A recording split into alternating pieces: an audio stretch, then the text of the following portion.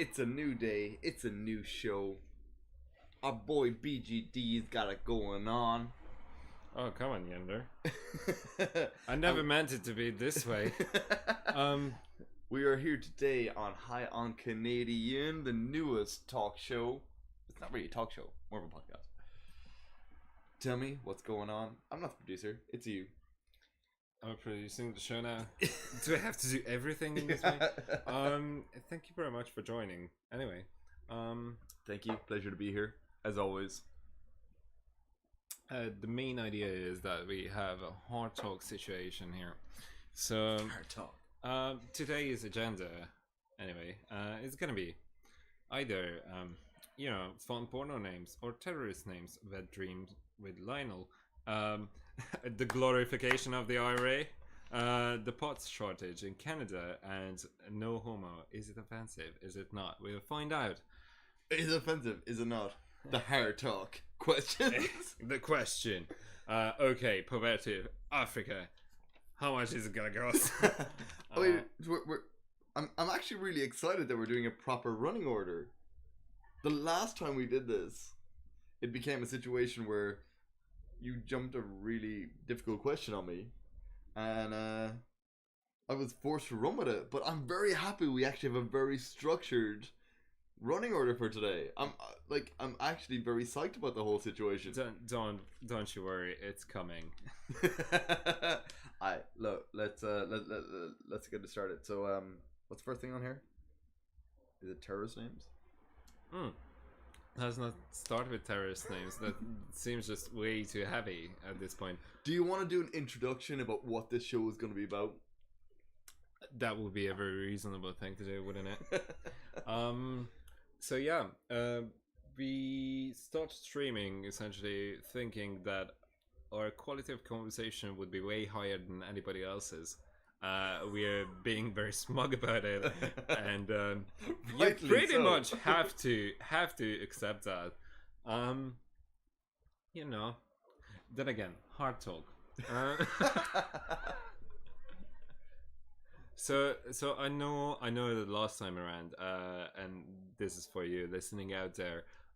We did a practice stream just a week ago, which was all about, us fucking around, not really being into anything, and thinking that it's gonna be alright. And it was. We had a great conversation. Good. We had a great time. But there was something missing, which I would say was the real time.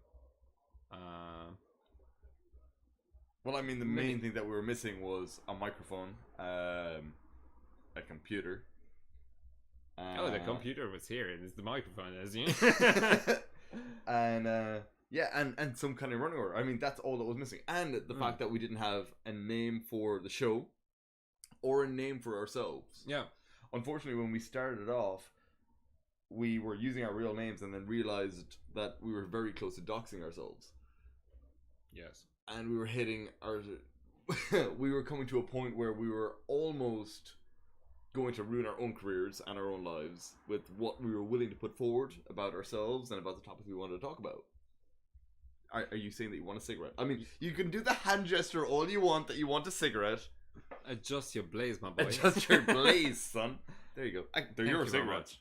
You're a gentleman and a scholar. I'm going to stay on my vape because I'm all about that vape. Like, no, that's so nerdy. God, that's horrible. Yeah. I'm going to steal one of you. Thank you, mate. That's okay. You got a lighter? Sweet. I got all the lighters in the morning, my boy. Oh, amazing.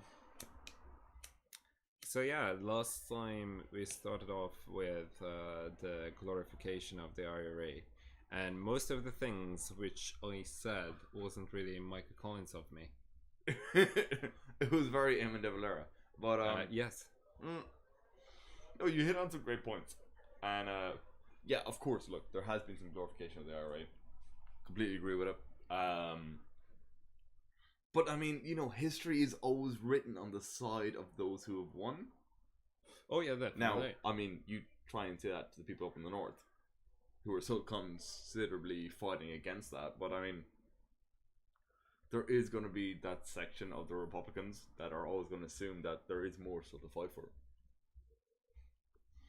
Are you an advocate for a unified Ireland? I mean, no, I'm not, and I know that sounds terrible. As an Irishman myself, no, I don't think I'm an advocate for unified Ireland. I'm at the point now where I think that Northern Ireland as themselves have their own identity, which is Northern Ireland. Do I think they should be part of Britain? No, I think they should be Northern Ireland. It's fair. I think they should be their own little, which is what they are. They're their own community at the moment. They're their own state, and I think that's how they should reign. They should reign as their own state, as Northern Ireland. And look, anyone who wants to be part of the South should absolutely be part of the South, but it should be done in a free border situation. I mean, Brexit at the moment is going to put in a horrible situation in which there may be possibly a hard border. It's going to be almost impossible to police. It's going to, ratify the entire Good Friday Agreement, which has been built over the last, 30 years. And the idea of that scares an awful lot of people. I mean, there are a lot of people in the North who still see themselves as members of the Republic. And that is completely their right. And look, there are members of the North as well who see themselves as Britain, but they have their own diverse ecosystem up there. And I'm very happy to see that stay as it is, as long as it isn't being encroached on by both the Republic and by Britain. Maybe that's an overly diplomatic solution to a very complex problem. No, I feel you. But I don't think imposing a rule of either Britain or the Republic on that section of Ireland is the way to go about it. I mean, the only people who know the complexities of Northern Ireland are the people of Northern Ireland themselves. And they're the people who should be ruling their own country. Whether it be considered a country or a subsection of such, I don't think any other parliament is able to honestly put any sort of rule on a place like that like they can themselves. And I'd be very happy to see a place like Northern Ireland, just actually take care of their own concerns and not have somebody else rule them from afar. And that's a very fair point you raised. I'm more of an outsider here, and there is a very good reason why I'm mocking you. But at the end of the day, what I keep thinking is unification is the way to go. So regardless of how bad you've got it before, the way to go forward is, or would be anyway, to essentially consider yourself in a way that you're not Irish anymore, you're European, and that would be a step forward. Like I do have that common sense that in the 20th century had some meaning, and I wish it didn't. The 21st doesn't have any, and you kind of wish it did. So nationalism, which you were great for a lot of people who were oppressed, was a great thing. That was a new idea, but at this point it's fairly outdated because this is not how our societies functioned. I mean, the idea of nationalism is brilliant to an extent, but unfortunately, I think in the society that we're in now, nationalism only leads to war and segregation of different minorities. Yeah. But I think there is something in which community has a tendency to want nationalism to find one's place in life. I mean, for those of us who are lost, nationalism allows one to be part of community. And I mean, community can be anything. It can be anything from down to feeling that you belong to the country that you're involved in, or down to being involved in like something as small as like a Pokemon Go group. People want to belong. They want to be alongside like-minded people. Whether that be a country that gives you a national anthem and that, allows you to sing together, or a raiding group in Pokemon Go where you meet up with certain people who are like-minded and you go out and you hunt down digital monsters at a random place. Different game. That's considered a game. I mean, but that's what it is. People want to belong. Yeah. And I found myself in look here, you know exactly what kind of business I'm involved in. The business I'm in is only fun purely because of the other people that I'm around who also have their own small little businesses. And we're in that little community together. We hang out together all day. We're trying to make a few quid.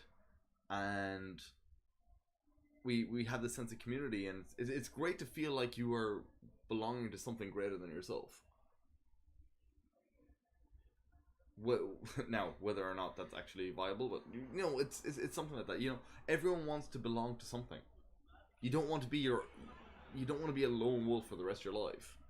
And I think everyone kind of is drawn to that idea that you can be something better or bigger than what you are on your own. Don't you feel it's a little cheap that the fair majority would think the thing that they want to belong to is literally one word in the passport? Say what now? In their passport, like one word in the passport. This is what majority of people would like to belong to, and they like. I absolutely understand. No, I mean that the they color would of have... the passport is a big deal. It's all red. I don't want. It's all red everywhere. But this is like what I see is like I absolutely understand the point you raised that people want to belong, and that's a very fine argument because they do, and I don't want to take that away from anybody. What I see is that at some point people are clinging into the wrong ideas. Oh no, absolutely. I mean, look, nationalism is completely about clinging to. I mean, the way it kind of works when it comes to nationalism is you take the good with the bad. So yeah, obviously people have a tendency to take the good parts of their nationalism. So in Ireland, everyone wants to talk about, how great it is to be Irish. We're all friendly, we all know each other. It's a great thing. The crack is amazing, but they have a tendency to shy away from what created Ireland originally, which was a terrorist organization. Coming back to what is the difference between a terrorist organization and a group of freedom fighters? I really don't agree with you there, because what created Ireland wasn't a terrorist organization. It was a couple of Celtic people migrating from Iberia. I mean, the idea of Celts, that myself is quite contentious. I mean, the term Celt is so ambiguous in the sense that Celts, in theory, could have sprawled anywhere from, the very south of Portugal all the way over to the Byzantine Empire. They were all considered Celts. And a lot of people would have found what was going on in Ireland wouldn't really actually have been Celtic. I mean, to be honest, what was going on in Iberia through France was more the Gaulish Empire.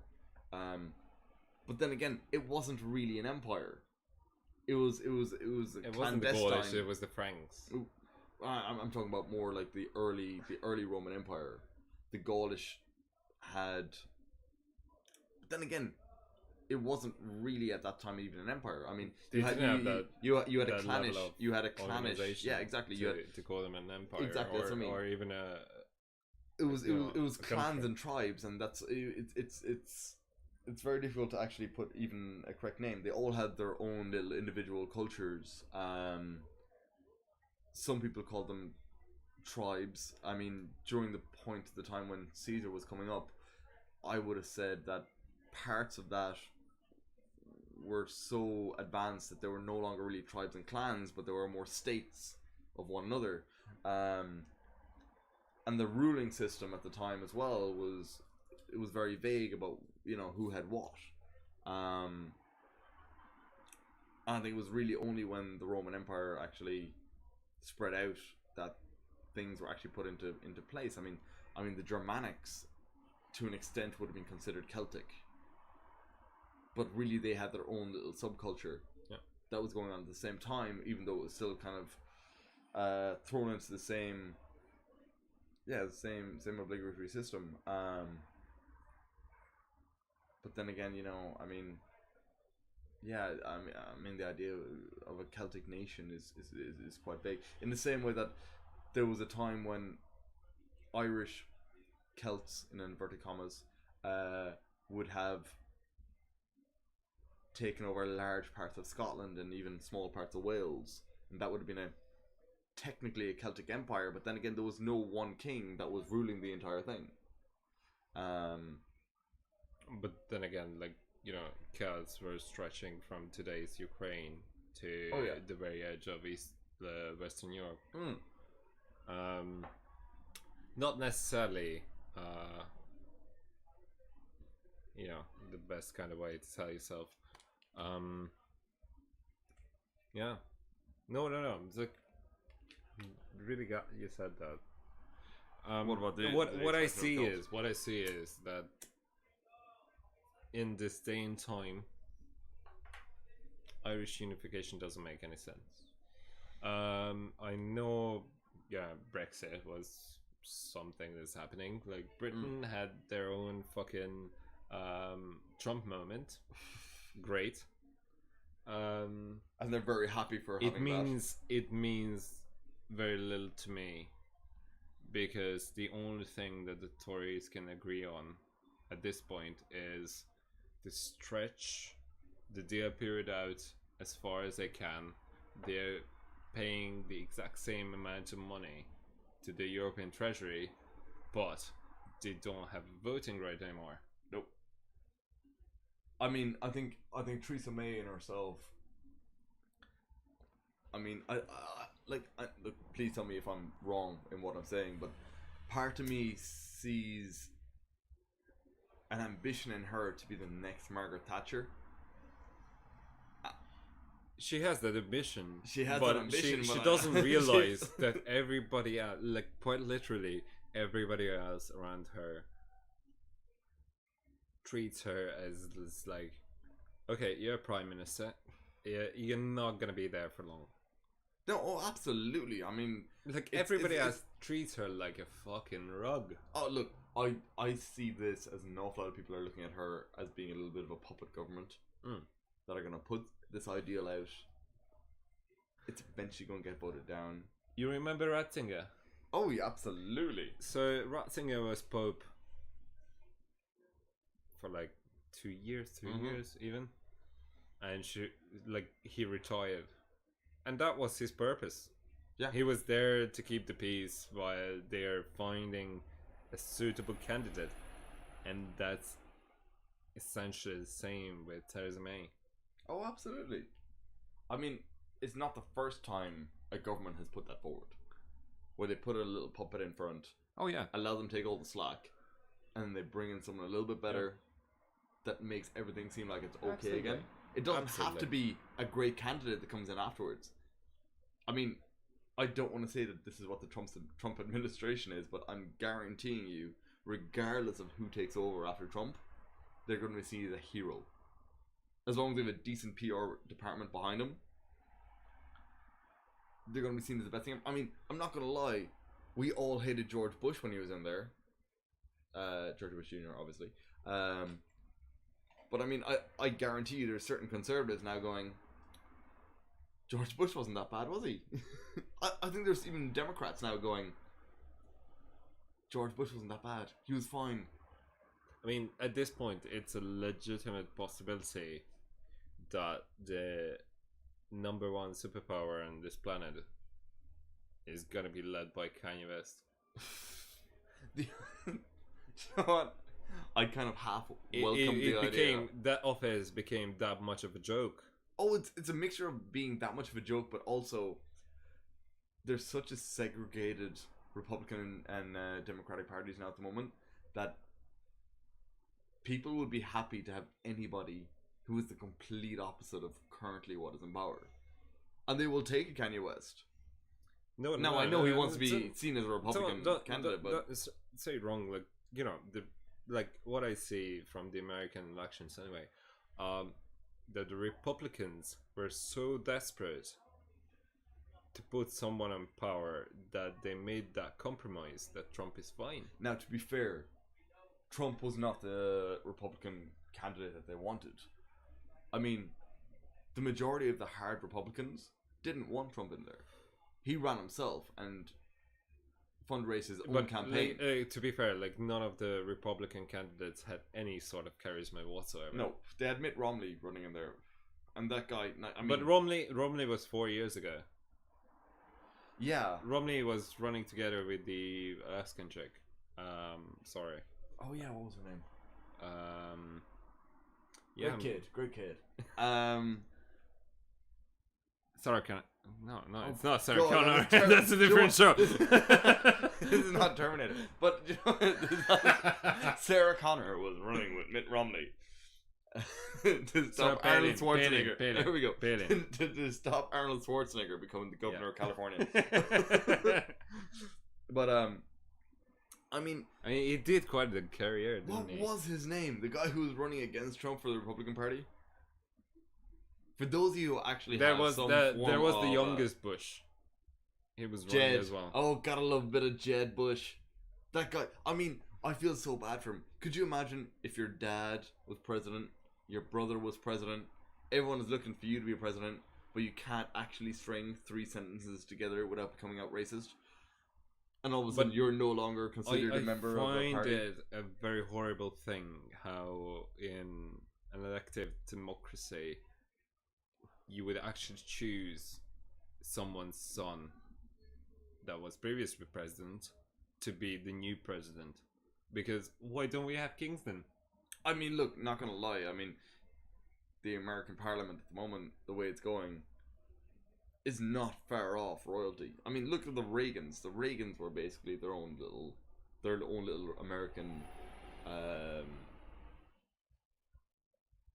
freaking dynasty. Yeah. I mean, on their own. I mean, that's why Schwarzenegger married into them. Yeah. But yeah, that's the way it goes. I mean, that's how. I have no idea if that's actually working. For those of you who are still listening, we were just taking a look at the chat. Whether or not it's actually working. Oh, well said by Laundry Horse. Oh, look at that. That's really nice. I mean, I like the username. It's really good. If you'd put a W before the horse, it would have been Laundry Horse. I think that would have been a way better username. You reckon? Not like I've been thinking about this or whatever. Yeah. But so Laundry Horse, thank you for listening. You're probably in bed right now, listening to some bullshit being talked to by our boy BGD in the house, and our boy Yander, chatting about random shit. I mean, we're very happy. Hi on Canadian. This is our, I would say, 7th or 8th bottle at this stage. Very happy out. Yes. I'm almost due for a new. You guys are gonna hear us open it up. Very exciting. Speaking of horrors, this is gonna be a topic now. It's not on the list. It's not. What's on the running order, so we can try and segue this from one topic to another. We have to keep it together to some degree, anyway. Absolutely. Yeah. Oh no! I just realized that I cannot read your writing, so I'm gonna leave you read this out. Right. What's number 2 on the list? Number 2 on the list is fun porno names. Laundry Horse. That would be a fun porno name. Do you know what? If I was going to start a porno, I don't like. I mean, Laundry Horse is great.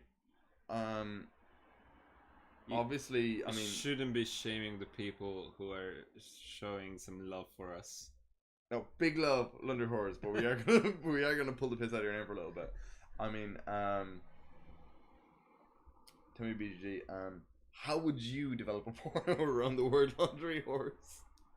I mean, like in my head, I'm now thinking this is a porn based around like, you know, a laundrette. You walk in, you're real dirty. You gotta take off all your clothes. You gotta throw them into the washing machine. That's exactly how the porno goes start, right? Yes. I mean, part of me is also thinking that a laundry horse itself can't support two people having sex. No, it cannot. But why can't, like, you know, that's something that really pisses me off. The laundry. The laundry horse can't support. It's not. It cannot support the weight of the clothes that are being put on. It's just a very, very minor annoyance of mine, but it's valid. It's very valid. It's just really structured most of the time, and it just doesn't answer to the responsibility that it's supposed to. Alright, okay. Good porno names. Men in Black. Men. School of Cock. Okay. Oh god, what else? I'm thinking But of it porno always names. has to be the first street you ever lived on and the name of your pet. That's how you No, I was structure a thinking porn more. name for I was thinking yourself. more of the names of like actual pornos that we might watch. Something like School of Cock, Men in Black, Men. I mean, if I want to be really honest, you never find in mainstream anyway the name of the porn that I'm actually looking for. I mean, one doesn't just generally like look up. I mean, when you're on Pornhub, Right. you're not gonna look up a full 2 hour long movie. What you want is like 7 minutes to 10. Right. Not much longer, because I mean, no one wants to actually have to listen to the 4 minutes of dialogue beforehand. Oh no, the dialogue is shit. The They know dialogue it's is shit. They just do it because they kind of have to. So Well, it makes it an art they form. can sell a It DVD. makes it an art form. I mean, do you remember actually like your very first porn that you had to watch? Like, I remember like getting porn mags. I remember my brother used to have these amazing porn mags, but he didn't realize that I was looking at him. I'd say like a 13-year-old me. I used to go into my brother's room to play PlayStation, and he used to work far away. So when he'd come back, he'd leave his gear bag, and in his gear bag, underneath all his clothes, would be a couple of decent porn mags, and that's where we used to find our best porn, Right. because it was actual Playboys. This is far before someone would have decent internet connection, and I remember actually a friend of mine here in Cork City would tell me about like park porn. So park porn was basically when you'd go to like a random place, some park, and you'd be walking around, and in the bushes you would find a random bag of porn. Was that a thing where you were from? No. You didn't have like bags of porn? No, because people have just had more subtle ways of, hiding their shame, essentially. Where would you have gotten your porn? There are a number of ways. Like, what I keep thinking is that there were the back end, like, the back alleyway, I would like to call. Okay. So, essentially, it's something that you make your parents buy for you. Okay. That included porn, but they wouldn't know they included porn. So that's step one. Okay. Step two would be... Thank you. Step two would be... Quite literally, when it came to... I want to buy this and that. The age restriction wasn't really a thing. Okay. Because that's the one thing, like, I would imagine how a shopkeep would be very conscious about selling like drugs or alcohol or Right. or cigarettes to the youth. But with porn, that gets a slip because Really? like I get away with buying porn. like if you go to the sex shop you probably would be turned away. But you can find those little Like on a little high street. loopholes in the system where, you know, it's absolutely fine. They're not gonna, you know, shame you for it, because why would they? They know exactly what it was like to be full of hormones and 14. I remember a friend of mine, what he used to always do is, he was the one in like our little town that had decent internet. His parents were pretty cool. Now that I think back on it, actually his parents were a little bit fucked up, but they were cool at the time when we were like, 14, 15. They had really, really, really, really good internet. So he used to download like little porn clips, but they were so small. I mean, like they were like 15 seconds, but they were more like GIFs. Yeah. That would just run on like a loop.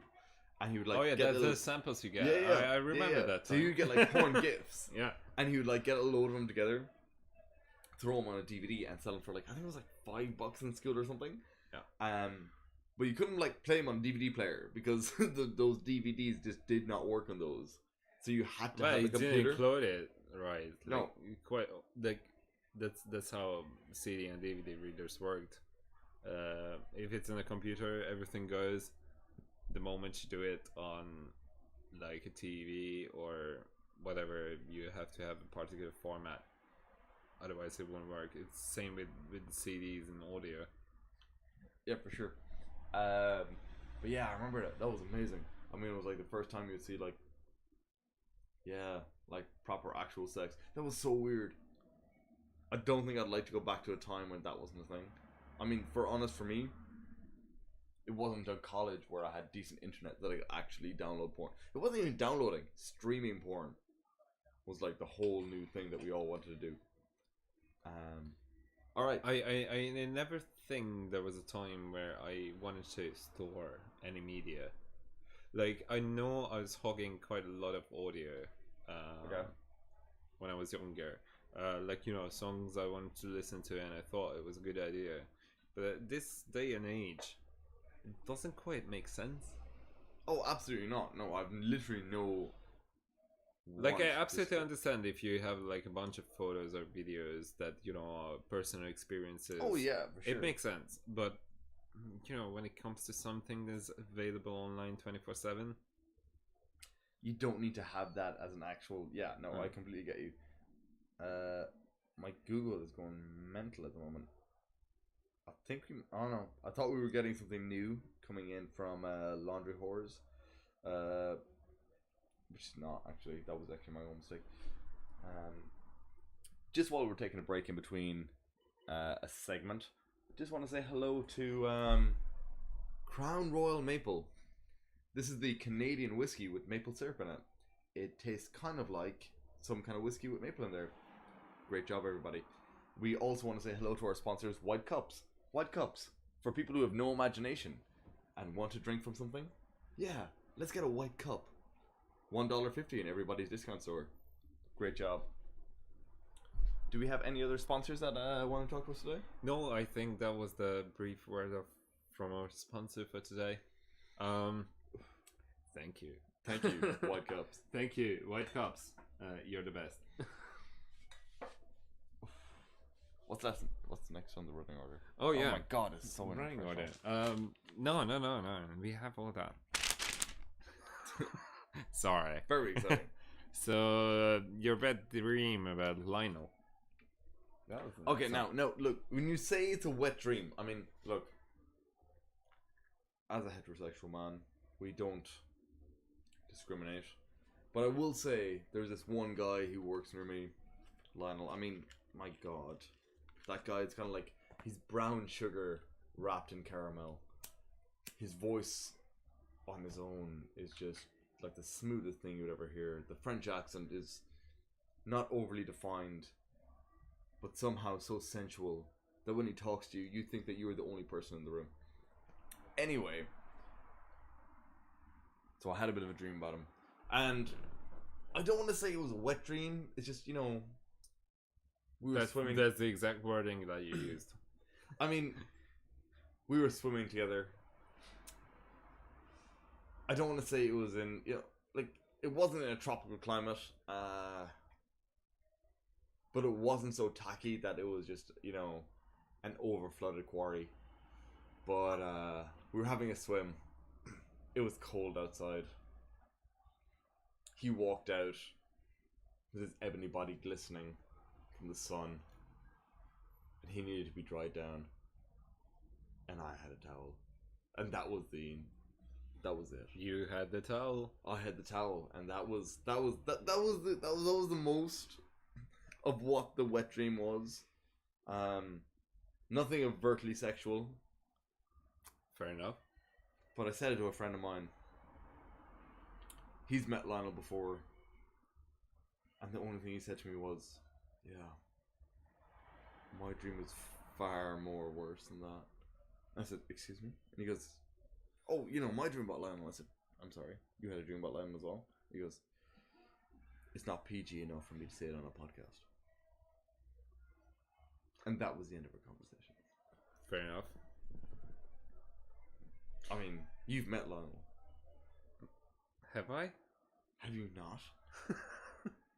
I'm not sure. I'm really not sure. I mean... No, I think I have, but not, like, properly. Like, I wasn't properly introduced, anyway. One doesn't need to be introduced to Lionel. Lionel introduce himself into your yeah, life. Thank you. Thank you. Without even saying anything, he will introduce himself into your life. Oh. No,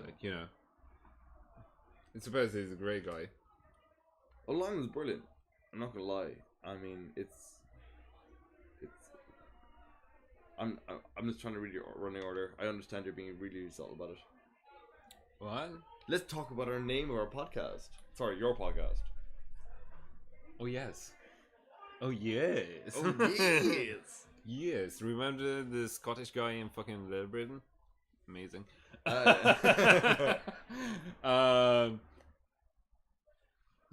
HighOnCanadian was absolutely unrelated to the date I registered the account on, and just pot being legalized in Canada.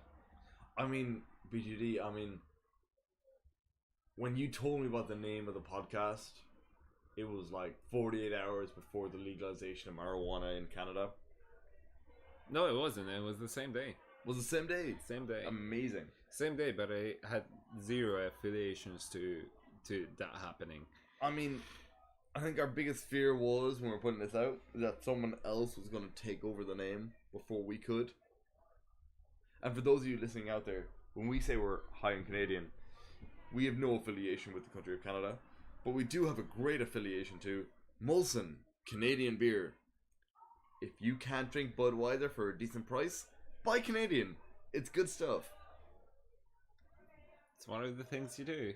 That should be their tagline. And that actually should be their advertising moving forward. One of the things you do when you cannot afford another beer, Molson, Canadian. The sad part about this is that we are also drinking Canadian whiskey. I mean, the Canadian whiskey.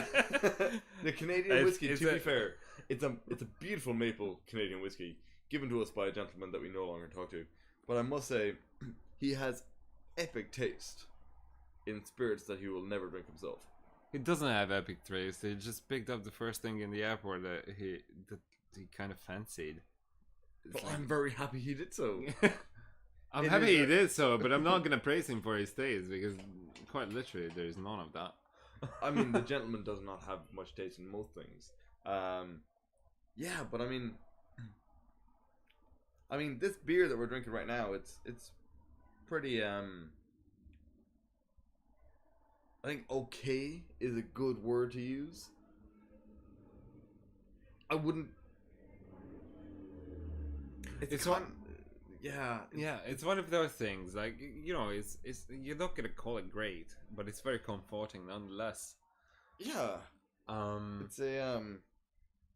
It's a mediocre beer that we enjoy drinking copious amounts of, and it's 18 quid for 20 bottles in our local fine wines. Fine wines for those of you who don't like wine or being fine.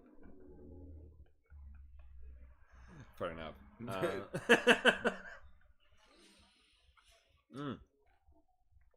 So anyway, the texts I use for the podcast itself were politics, pop culture, current events.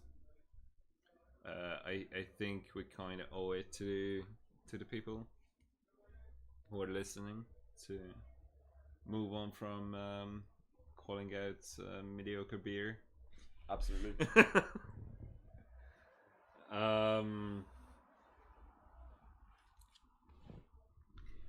So the one thing I wanted to discuss here today was quite. I know we've touched on quite a lot with United Ireland and things that are kind of uncomfortable for pretty much everyone else.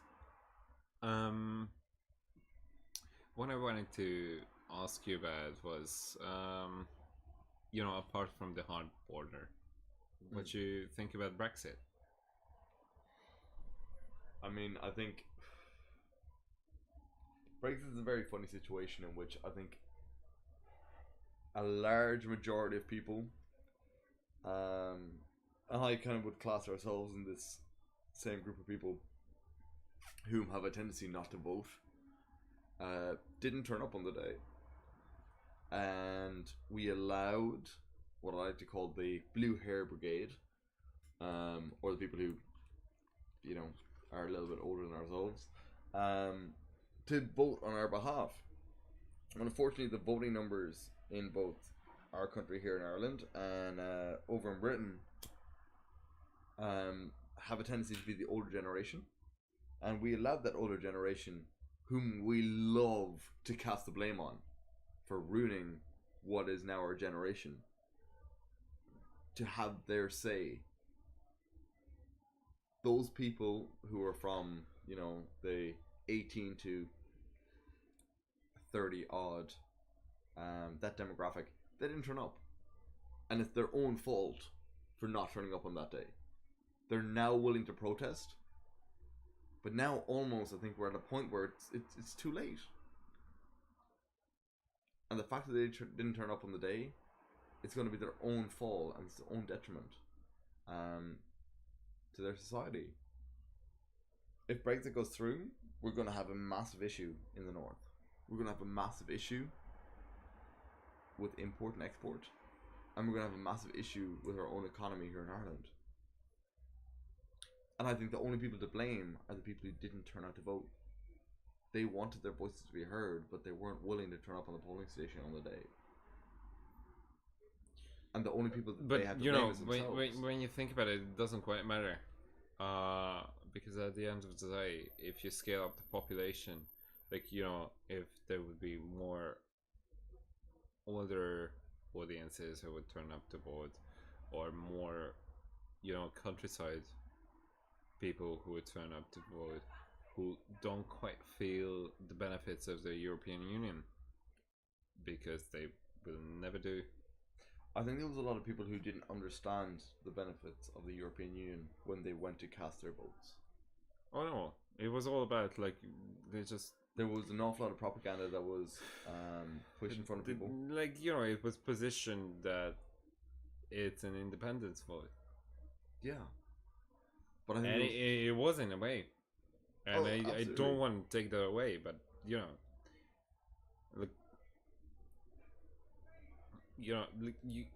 gotta have to think of the direction go to, and especially with Britain, that has the history of how better together. Remember the Scottish EU war? I mean, that was a joke in itself, but I mean, yeah, no, I completely agree. I mean, look, the way it was put forward at the time was that Brexit was a way forward. No, it's just there was an awful lot of disenfranchised people who felt that they had been hard done by because they didn't have the jobs, they didn't have, I don't want to say the education, but perhaps education, to realize that the benefits of the EU for them surpassed any of the negative impacts that they thought they were getting. I mean, there were things thrown around there about 300 million a week being spent on the NHS. Sorry, that was being thrown into the EU. That could have been spent on the NHS. Completely fabricated numbers. And anyone who was involved, anyone who was part of the populace who didn't have any direct education on whether or not that money was actually being spent there, thought it's ludicrous to spend that kind of money. But now they're reaping their own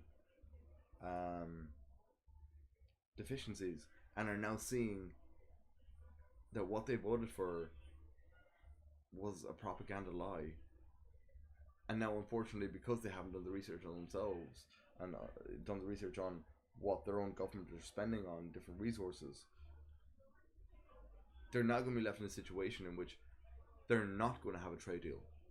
They have this idea of a super Canada, which is most likely not going to go forward. Not enough countries are buying into their own ideals of what trade can be within Britain.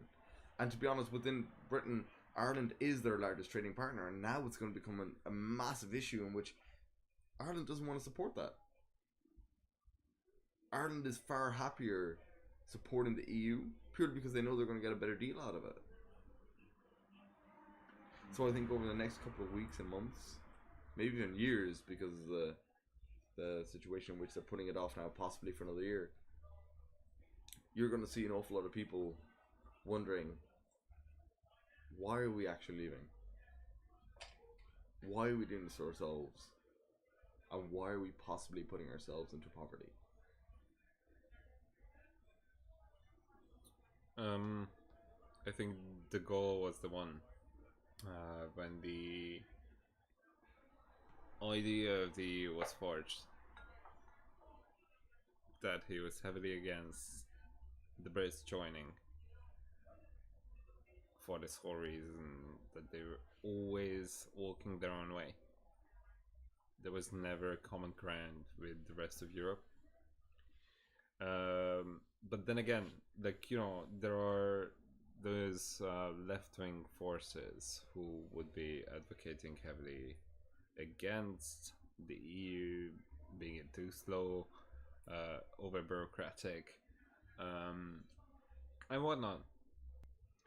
Like, at this point, I'm so desensitized by right-wing claiming themselves to be right-wing. I want to see a single UKIP politician, a single Life and Rights, I think they are called in Poland at the moment, or anybody who are kind of claiming themselves to be far right, to criticize the Russians, because it doesn't happen anymore. I don't think, and they have this firm idea that for some reason it's not happening because they're funded by them. I don't think anyone in their right mind is brave enough to criticize the Russians. But you don't have to be friendly either, do you? You don't have to be friendly, but I mean, I don't think anyone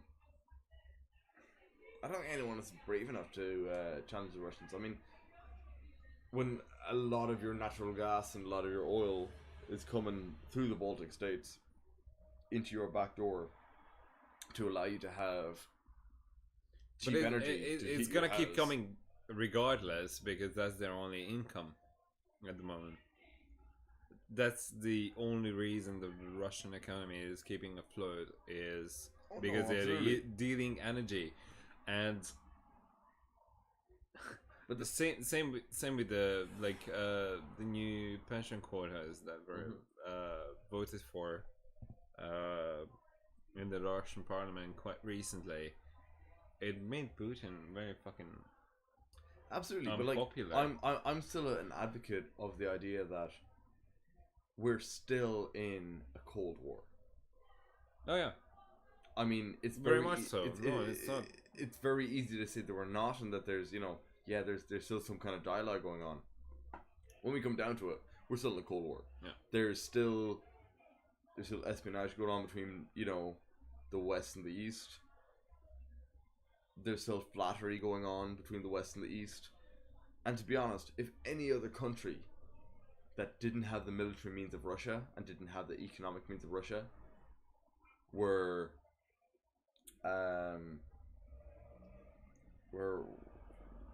acting the way that the Russian government is currently acting, a state like the US would have been an intermediary long ago.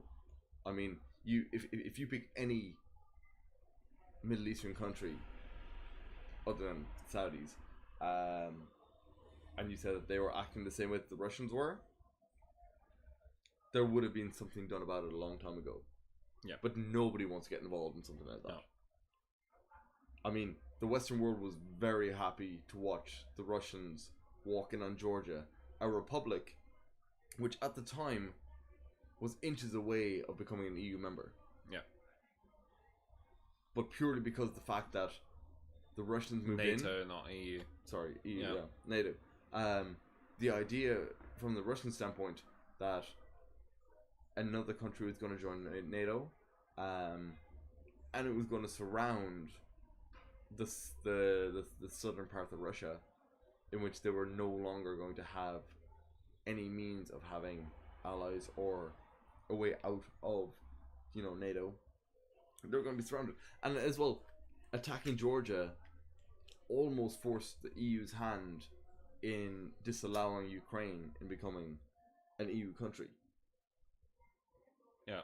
Because Ukraine were that close at the time.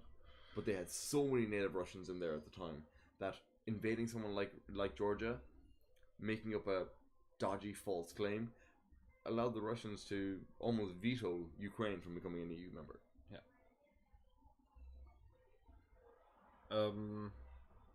To be fair, I do have a friend, and she is from Ukraine. She pretty much called it. Alright. She pretty much called, like, one of two things are gonna be happening.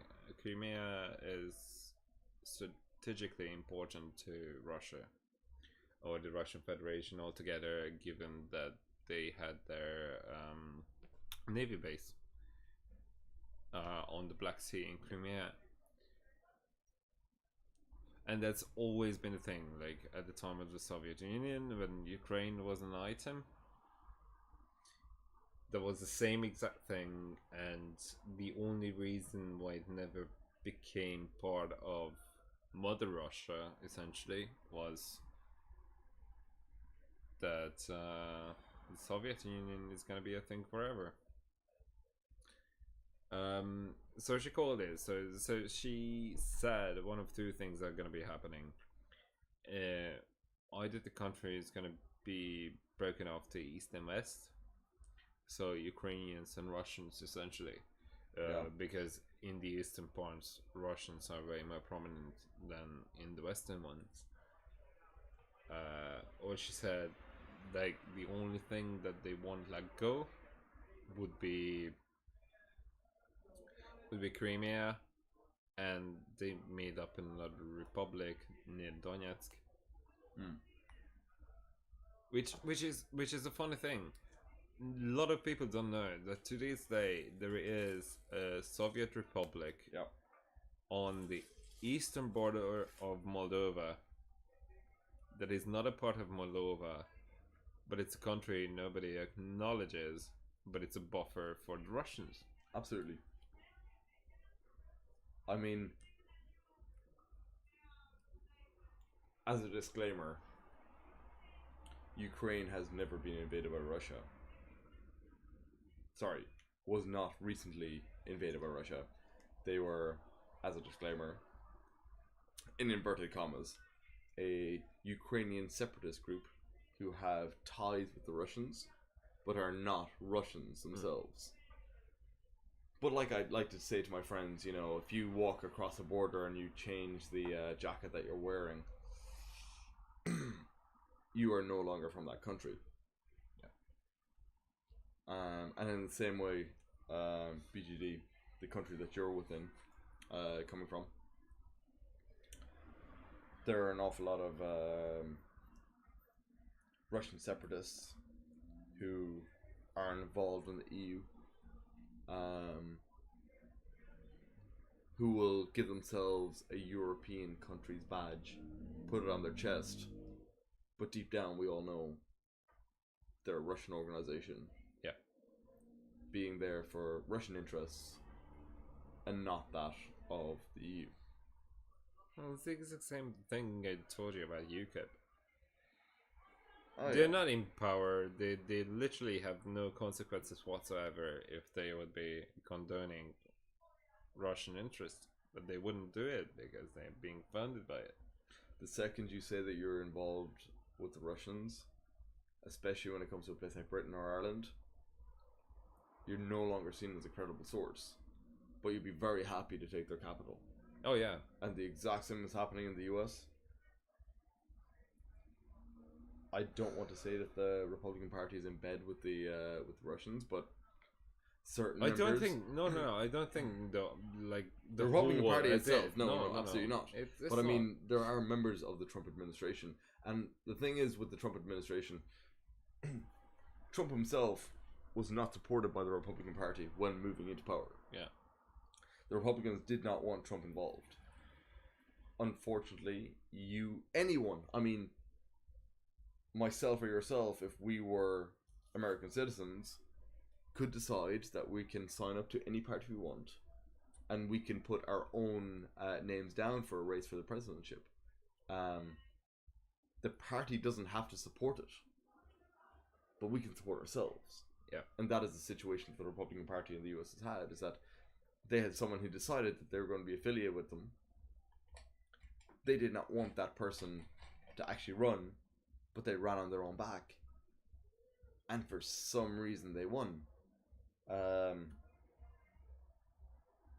We can have a discussion about how that person has managed to get into that position, but yeah, in my opinion, there was outside influences that pushed that person to the top. I'm not going to name any names of any countries, but we have been talking about them for the last 15 or 20 minutes. And that is how someone can become president of the US. And that is how someone can become the president of any state. If you're willing to have the backing of someone that you actually really shouldn't have, you can get to where you want to be. It's pretty much the case how Putin became president in the first place, anyway. Oh yeah. He was polling at like 8%. Yeah. Before. And then there were really suspicious bomb threats to the civil population. And it has been investigated how there were a couple of those, and how a couple of those are, there were residential buildings that were being bombed. As in not bombed by a plane, but a bomb has been planted, they blew up. People just kind of like to blame the Kurds at the time, I think, or the Chechens. And then there was one of those occasions when the bomb didn't go off, and it was fairly apparent that the machine that was used is something that is a Russian army standard that literally nobody else uses. And Putin, going from 8% up in the polls, went to 45 all of a sudden, because he promised a safe land. He promised that it's all gonna be gone. The moment that you pose threat to your own people, it all goes out the window. Like whatever point ever that you want to make, that maybe it's not. And Navalny, it's the same with him. Like he's trying to be this internet personality, and obviously he's fairly popular and whatnot.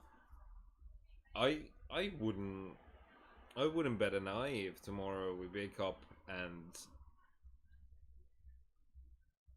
we come up with the end result of him being dead and being shot in the back of the head, because this is how they operate, and this is the general message that has been conveyed about Russia for a really long time, and this is how they deal with that problem. This is how they did it with Trotsky, except at least Yeah. there they did that great symbolism where they killed him with an ice pick.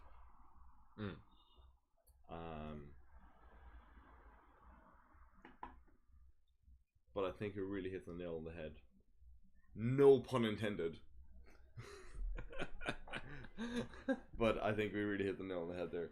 I mean, but it's very difficult to find a head of state as an actual serious contender when they revert to those kind of tactics. In certain countries it works. We had something similar here in Ireland with Gerry Adams. Not that I'm saying that Gerry Adams and Putin aren't in the same league, but we have these people who inspire fear amongst their constituents and force themselves into a situation in which they are seen as an okay leader to move a party forward. I think the biggest downfall Sinn Féin have had over the last maybe 10 to 15 years is that they have had a leader in which we all know was the head of the IRA for many years. While he may deny it, we all know that that was the case. Yeah.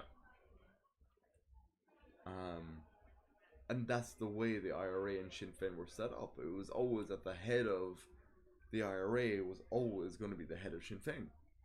Has been for years. Maybe the new Sinn Féin that is moving forward is going to change that, and I really hope they do. Because for me, any man that has that much blood on their hands has no right to run for office. Because politics and violence should not be mixed anymore. We're no longer in that kind of a country in which that is seen as acceptable. And I think for the good of Sinn Féin, if they really want to be a political party moving forward, need to wipe their hands of their old IRA means. I need to say that this is not what we're doing anymore. It's not gonna happen though. I hope for Ireland's sake it eventually does. For Ireland's sake, yeah, I absolutely get that, but you know, it's never gonna be a thing how they essentially wash off half of the voters. No, because why would they?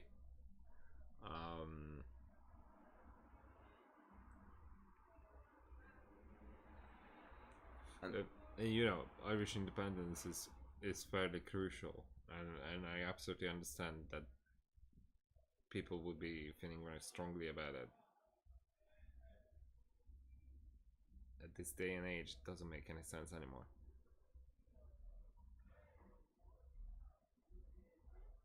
I think now we're at the point, especially with Brexit coming in, and while you may not agree with nationalism, we need to define ourselves of what kind of a people we are.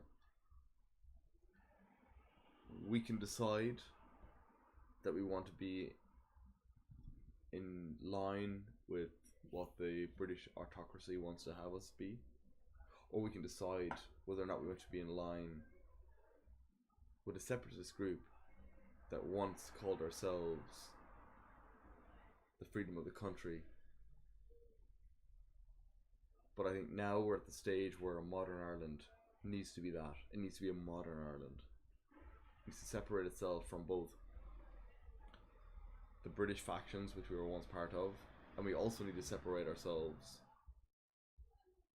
from the republicanism, which led ourselves through a very, very troubled time, whether we consider it good or bad. during the 1920s and 30s and define ourselves as a new nation in which we see ourselves as independent but also modern. We see ourselves as a cultural dynasty that prides itself on our Celtic, in inverted commas, background, but also our modern tech and biomedical future in which large corporations want to settle here. We're going to be that modern nation in which Europe is going to be envious of. Yeah. And I hope it does.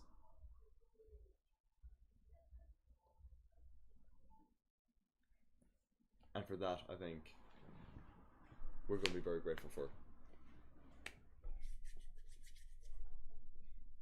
Do you want to do an end card? We should do an end card. What's going to be our end card?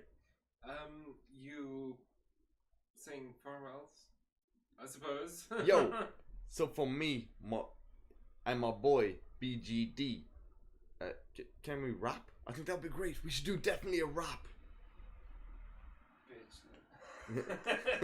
Bitch lasagna. Bitch lasagna. So from everybody out there listening, there's not an awful lot of people, but you know what? We're very, very happy that you all listened in. It's gonna be me, your boy Yander with a Y. Please don't try and dox me. And our boy BGD. What's up, BGD? What's up? We's hanging, we chilling, we smoking cigarettes and drinking, and we are gonna say goodnight to you, everybody. Have a good one, and forever be faithful to your loved ones. Kisses and love.